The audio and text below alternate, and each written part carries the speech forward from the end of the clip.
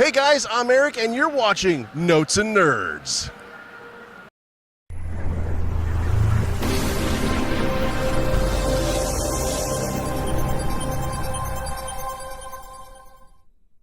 All right, guys, I'm standing here with none other than Doug Jones. Who's Doug Jones, you ask? Doug Jones, please tell them who you are. You can Google that. That would be the entire interview. While I was in this, I was in that. But that banner behind me has a lot of characters on it. I'm a guy who wears lots of rubber makeups, and I have been in Hellboy movies, The Silver Surfer, Hocus Pocus, Pan's Labyrinth, Buffy the Vampire Slayer, Falling Skies, and currently Star Trek Discovery as Commander Saru, and the upcoming Shape of Water movie as the amphibian fishman in that. So did I do good? Did I do good? So much stuff. Okay. You are like basically part of a nerd's healthy diet when it comes to actors in everything we love. Everything you said. I wasn't a big Falling Skies fan, I'm sorry, but everything else you did I was a fan of. Thank you. Well, thank you for that. You don't have to be a fan of everything I've been in, that's fine. But when you're interviewing someone on camera, you're supposed to say, I love everything you've been in. Well, your character was great, so there's a difference. Thank you. Thank you so much. So, everybody's loving and hating at the same time Star Trek Discovery. I'm loving it, honestly, and now not because he told me to say that. I actually have been enjoying it because I approach it as a reboot instead of a prequel. For me, it is a prequel, though. Yeah, it is a prequel. 10 years before. It falls in a timeline. It does, and it is adhering to canon. For those of you who are naysaying and say it isn't, but it is. Our writers are very particular about that. They're being particular and very meticulous. We have PhDs on our writing staff too. The science is right when it is. You gotta listen to this guy. And I swear. Yeah. So, excuse me. Now, as Lieutenant Saru. Actually, I'm Commander Saru now. Commander Saru. Yes. Lieutenant in the first episode. That's right. I got a promotion. Yeah, it only took a mutiny and all that. Spoiler! So, what's it like getting... I notice you're not walking normal. You're actually walking on a type of stilts. Is that correct? Not a stilt. Ish. They've added 5 inches to my height with a high-heeled shoe without a heel under it. Yeah. So it's like a hoof foot that a Starfleet uniform boot has been fashioned over. Yes. That's the idea. So I'm walking on the balls of my feet. Making you that much taller. Right, and it kind of throws my pelvis forward to keep my balance, so it gives him an interesting posture. Yeah, and I have to go with the idea where your character is considered food on your home planet. Right. Having that appearance really seems to give you that cattle kind of sense. Right. Sort of like a gazelle. Yeah. Beautiful, very agile in the woods, very elegant as you saw in episode 8. Yes. But also maybe attackable if the bigger predators around. Yeah. How much of that running did you do in episode 8? I did some of it, yeah. Some of it? I have a stunt double as well, and I had some CG enhancements as well. But right along the cliff edge. Yeah, the cliff edge was my stunt double because they couldn't. That was an insurance issue. That was actually somebody running because from the distance shot, somebody running across. Is that CG or the stunt double? They sped it up. I mean, they had to enhance it and make it better. But my stunt double did do a pass, so they had a reference to use. Now, are you? And I did the close-up running through the forest. Not in the hooves of. In the hooves. Wow. It was easier in the hooves than in my flat shoes. I have a flat boot that is built up as 5 inches as well, so when you don't see my feet, so I'm more comfortable standing. But for some reason those were I was twisting my ankles in the forest with the uneven ground. Yeah, I can see the that. The hoof boot somehow dug in better when I ran. I don't know why. Well, ask a gazelle, and I'm pretty sure they can tell us how it works so well. Right, exactly. I want to talk about the Shape of Water coming up real quick. So, is this actually Guillermo del Toro's take on the Creature from the Black Lagoon, or are we totally independent from that? It's independent from it. Yeah, it's okay. It's not a reboot or a backstory, or it's not in the same canon as that either. Kind of taking elements from it, maybe. Inspiration from, absolutely. There we go. The Creature from the Black Lagoon was one of his favorite movies of all time as a kid, and that might be the monster that helped him do what he's doing today. Yeah.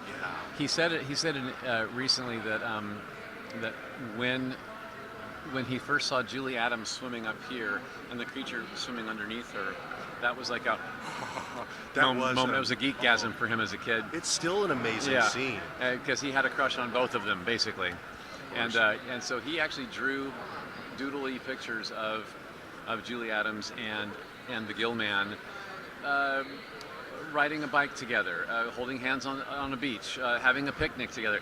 He fantasized about the love being actualized, and that's what we're having in The Shape of Water. We're having a monster movie where there's a fishman, weird fella from the Amazon, a raw animal that has been captured and being tested in a U.S. government facility, and the cleaning lady at this government facility, played by Sally Hawkins, takes a liking to him and takes sympathy on him, and a romance buds from that, which is a story that only Guillermo del Toro could tell, where the monster finally gets the girl. All the classic creature movies, right? Yeah. Frankenstein, King Kong, and Dracula, the creature in the Black Lagoon. There's always like a romantic notion to them. Yeah. But it's a love. It's not reciprocated. Yeah, or it might be there's compassion. Like, because the damsel in distress often goes like, no. But that's different. Yeah, it's not the reciprocated love, and this is where it comes out. Exactly. Okay, we go for it. The monster's getting it. Yeah. And it's so amazing. I've watched so many of the trailers, and I'm so much in love with this film, and I so want to go see it. The thing that blows my mind, though, is the costume, the suit. Is it waterproof or water resistant? Oh, well, it was latex, foam rubber, and some silicone. So a combination of those materials. So once I got into actual water, it absorbed, and I became very heavy. It added another 100 pounds to me. All that foam, yeah. And sucked in with water. So I was very heavy. So it was like wearing a wetsuit as if you were a surfer. Wow. Or a deep sea diver. Once it fills up in the water between. But it keeps you warm that way, Kept me a too. little warmer too. Yeah. It was great. How easy is it to swim in that costume? It was actually, because I had webbed fingers, so I actually couldn't get a lot of ground. And it's flexible enough? It was quite flexible, yeah. Wow. Yeah. It's amazing how much different that the costumes from today, and even within the last 10 years from, the original Gill Man, from the creature from the last Black Lagoon, it's so much different, so much more. I'm sure even Ape Sapien was different. More mobility, yeah. There is. The materials that have come up, and being able to use CG enhancements now too. Yeah, that always helps. You can make your creature do things that I can't do all on my own. So that does help. Last question for you, because I want you to get back to your fans. Yeah. When it comes to the creature from, I'm having a brain fart. I'm fanboying here. Come on. The Shape of Water. Shape of Water. Yes. When it comes to that creature, there has been so many speculative rumors, because it's Guillermo del Toro. And it's me. And it's you. Is it Ape Sapien? And right. I can dispel that right now, of course. No connection whatsoever. It is not a Hellboy prequel, sequel. It is not an Ape Sapien backstory, origin story. It is a one-off. It's a standalone piece of art that we hope you will love, and it just happens to be the same director and the same actor. That's it. There you go. Same concept of the character, but that is literally it. If you want to make some headcanon for your fan fiction, whatever. Ape Sapien was a gentlemanly, very, very well-mannered, very talkative, intelligent, well-worded, articulate character.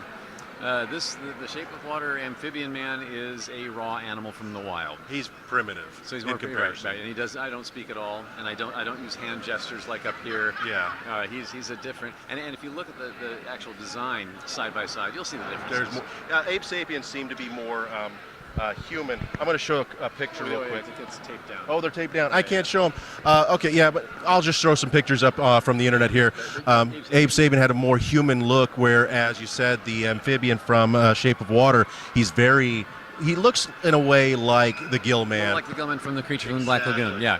Well, again, thank you very much, sir. It's been an absolute pleasure having you here on Notes and Nerds, and I hope you have fun here at Kansas City Comic-Con. Guys, if you're, I know you missed it if you're watching this, because... I was going to say, how when are you going to put this up? Yeah. We'll be long gone by then. By then. Sorry we missed you. If you missed you, and if you were here, thanks for hugging on me.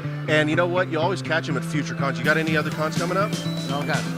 Next year in 2018. This is my last one for this year, 2017. But I'll be at Fanboy Expo in Knoxville, Tennessee in March, I think. Okay. And I got a couple others that were just added to my calendar, like I think in June, July. So, but but if you go to it's up there, ActorDougJones.com, ActorDougJones.com, that'll have my updated appearances that are coming up on I'll that. have the link for that up There you below, go. along with some other you go. social media stuff for you. Well, again, thank you, and have fun, guys, and catch more of our stuff. Hey, guys, remember, if you want to help support Notes and Nerds, please go to patreon.com/Notes and Nerds. Also, please check out all of our social medias on Facebook, Twitter, Instagram, and YouTube /Notes and Nerds. And also, as always, our website at www.notesandnerds.com.